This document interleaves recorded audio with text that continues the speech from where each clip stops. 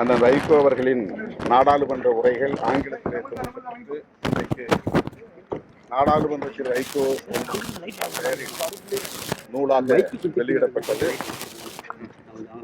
ராகுல் காந்தி அவர்கள் வெளியிட அகிலேஷ் யாதவ் அவர்கள் அதை பெற்றுக் கொண்டார்.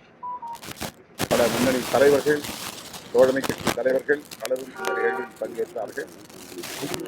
தோழமை கட்சி என்கிற முறையில் நானும் அதில் பங்கேற்று அவரை வாழ்த்தியதில் மகிழ்ச்சி அடைகிறேன்.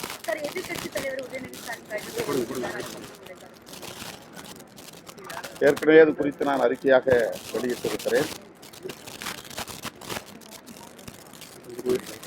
உயர்நீதிமன்றம் அவரை விசாரணைக்கு பின்னர் விடுவிக்க வேண்டும் என்று ஆணையிட்டிருப்பதாக தெரிய வருகிறது. அவர் ஒரு நெடிய பாரம்பரியமுள்ள அரசியல் கட்சியின் முன்னணி தலைவர்கள் ஒருவர். சட்டமன்றத்தில் செயல்படக்கூடிய ஒரு எதிர்க்கட்சி தலைவர். பேரறிஞர் அண்ணா, தந்தை பெரியார், முத்தமிழறிஞர் கலைஞர் போன்ற தலைவர்கள் கடைபிடித்த கண்ணியத்தை அவரிடமும் தமிழ்நாடு எதிர்பார்க்கிறது. ஆகவே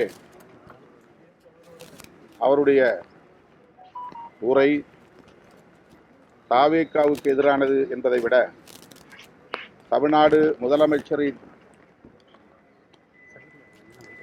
அரசியலுக்கு எதிரானது என்பதை விட பெண்களின்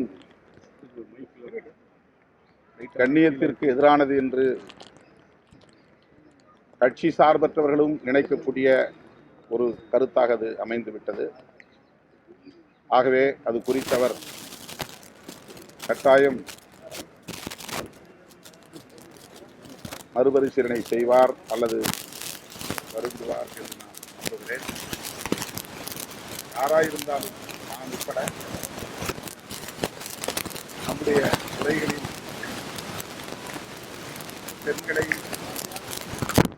கேலி செய்யும் வகையில் அல்லது கொச்சைப்படுத்தும் வகையில் பேசக்கூடாது என்பதில் உறுதியாக இருக்க வேண்டும்.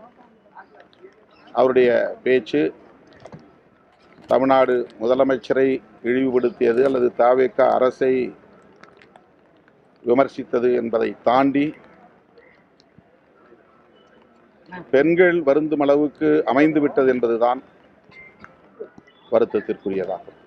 பட் அதுக்காக கைது நடவடிக்கை என்பது சரியா சார்? காலையிலே நேற்றுக்கு பேசியிருக்காரு, இன்னைக்கு உடனடியாக கைது செய்யப்பட்டிருக்கார். நாளைக்கு பட்ஜெட் கூட்டத்தொடர் தொடங்க இருக்கிறது. ஒரு எதிர்க்கட்சி நாளை சட்டமன்றம் கூட இருக்கிற நிலையில், தொடங்க இருக்கிற நிலையில் அவரை கைது செய்ததில் விடுதலை சிறுத்தைகள் கட்சிக்கு உடன்பாடு இல்லை என்பதை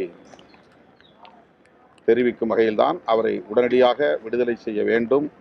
அதுதான் ஆளுங்கட்சிக்கு நல்லது என்கிற கருத்தை ஏற்கனவே நான் பதிவு செய்திருக்கிறேன். நீதிமன்றமே 12 மணிக்கு வரைக்கும் நீங்க கைது பண்ணக்கூடாதுன்னு ஒரு உத்தரவு காவல்துறை அதில் அவசரம் காட்டியது ஏன் என்று தெரியவில்லை. காவல்துறை தன்னிச்சையாக அப்படி செயல்பட்டதா அல்லது மேலிடத்து ஆணையின்படி செயல்பட்டதா என்று தெரியவில்லை. அந்த அணுகுமுறை ஏற்புடையதல்ல. அதை பலரும் விமர்சித்திருக்கிறார்கள். விடுதலை சிறுத்தைகள் கட்சியும் அதில் உடன்பாடு இல்லை என்பதை மீண்டும் வலியுறுத்த விரும்புகிறேன். உதயநிதி ஸ்டாலின் சொன்னதை நீங்க வருத்தப்படக்கூடிய ஒரு கருத்துன்னு சொல்றீங்க. இதே மாதிரி பலர் ஏராளமானவர்கள் தமிழ்நாட்டில் பெண்கள் என்னை உட்பட சொல்றேன் இதுவரை கைது செய்யப்படவில்லை. அவர்கள் இது போன்ற ஒரு பொறுப்பு வாய்ந்த இடத்தில் இல்லை. தலைவர்கள் இப்ப இதுவரையிலும் கடந்த ஆட்சி காலத்தில் 5 ஆண்டுகள் முதலமைச்சராக இருந்த அண்ணன் ஸ்டாலின் அவர்கள் நான் தவறியும் இப்படி எங்கும் பேசியதில்லை. அவருக்கு எப்போதும் டங் ஸ்லிப் ஏற்பட்டதில்லை. அந்த பொறுப்புணர்வு பொறுப்பு வாய்ந்த பதவியில் இருக்கிற போது தேவைப்படுகிறது. என்னை உட்பட சொல்லுங்கள், நாம் அதில் கவனமாக இருக்க வேண்டும் என்ற அடிப்படையில் அதை சுட்டிக்காட்ட